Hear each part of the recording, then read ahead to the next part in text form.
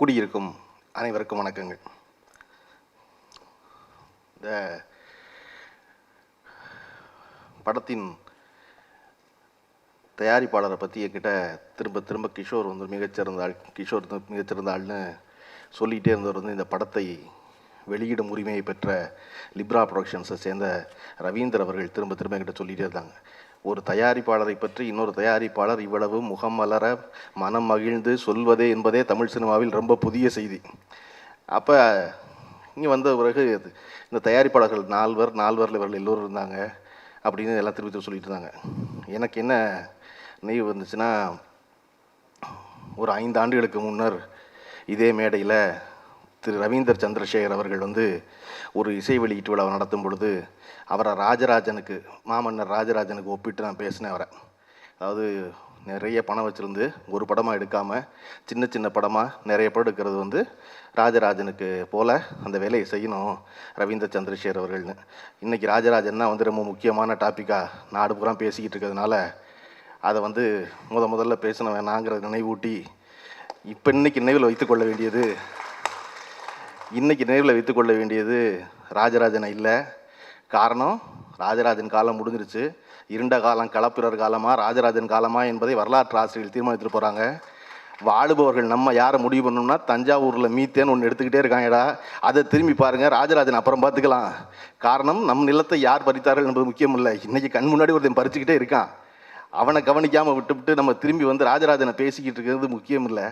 ஆனால் மேடையை பொறுத்த மகிழ்ச்சி என்னென்னா, இதை போன்று தொடர்ந்து சமூக விஷயங்களை பேசி கொண்டிருக்கும் சித்தார்த்தும் மயில்சாமி இருக்கிறார்கள் என்பதற்கு பெரிய மகிழ்ச்சி. பொதுவாக அதை செய்யணும், அந்த வேலையை செய்யலைன்னா ஒன்றும் தப்பு இல்லை.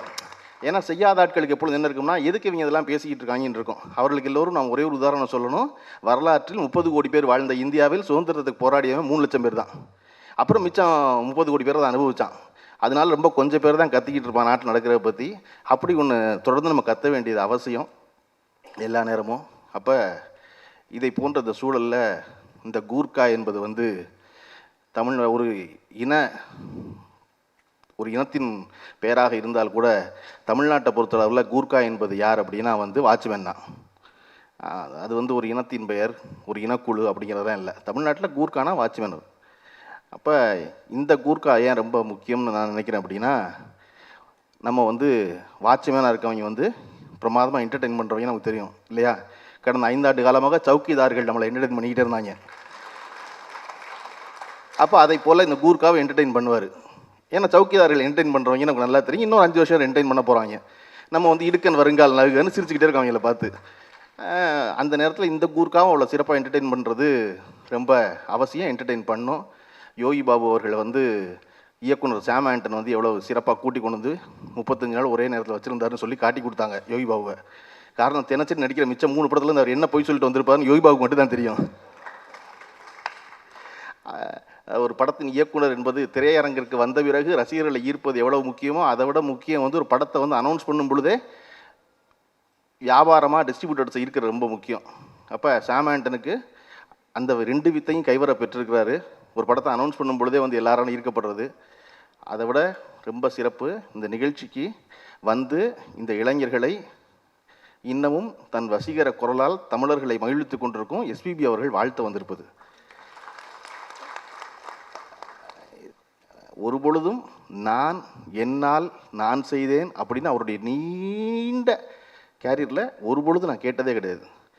இவ்வளவு பணிவோட ஒரு கலைஞன் இருக்க முடியும் அப்படிங்கிறது வாழும் உதாரணத்தில் எஸ்பிபி அவர்கள். அப்போ எஸ்பிபி அவர்களை கூட்டி கொண்டு இந்த இடத்துல இன்றைக்கி எஸ்பிபி சார் வந்தனால தான் மயில்சாமியெல்லாம் அவ்வளோ பணிவானது. இல்லைடா, மயில்சாமிக்கெல்லாம் சொல்லவே வேண்டாம். அதுவும் இன்றைக்கி அதாவது அந்த சவுக்கிதார்கள் சொல்லிட்டு இருந்தால மயில்சாமி அதை பேசிடுவார்னு நினச்சிக்கிட்டு இருந்தேன். இன்றைக்கி காலையில் தமிழகத்தின் அமைச்சர் சொல்லியிருக்காரு, தமிழ்நாட்டில் தண்ணீர் பஞ்சமே கிடையாது, ஒரு பிரச்சனையும் இல்லைன்னு சொன்ன அமைச்சர் திரு எஸ்பி வேலுமணி அவர்கள். அதான் பத்திரிகையில் போகிற தலைப்பு செய்தி, தமிழ்நாட்டில் தண்ணீர் பஞ்சம் இல்லை, எஸ்பி வேலுமணி அறிவிப்புன்னு. கீழே என்னென்னா, தண்ணீர் பஞ்சத்தை தீர்க்க அவசர அமைச்சரவை கூட்டம் எடப்பாடி பழனிசாமி கூட்டுகிறாருன்னு. அதில் சின்ன எழுத்து பாயிண்ட்னா அமைச்சர் எஸ்பி வேலுமணி கலந்து கொள்கிறாருன்னு. சவுக்கிதாரெலாம் காமெடின்னு சொன்னால் சிரிக்கல. நீங்கள் இப்போ தெரியுது அவங்களுக்கு. நம்ம ரொம்ப முக்கியம் செய்தி படிக்கிறது இல்லை, பிட்வீன் த லைன்ஸ் படிக்கிறது தான். இவங்க யார்கிட்ட ட்ரெயின் ஆனவங்கன்னா அந்த சவுக்கிதார் ட்ரெயின் ஆனவங்க இவங்க. அதனால் பொய் சொல்கிறதுக்கு தயங்குறதே கிடையாது. இப்போ சொன்னோன்னு ஒரு சீப்பு வந்துச்சு இல்லையா, அந்த சவுக்கிதார்கள் போல் இந்த கூர்க்காவும் உங்கள் எல்லோரையும் மகிழ்விக்கட்டும், எல்லோரையும் வெற்றி வந்து சேரட்டும். நன்றி, வணக்கம்.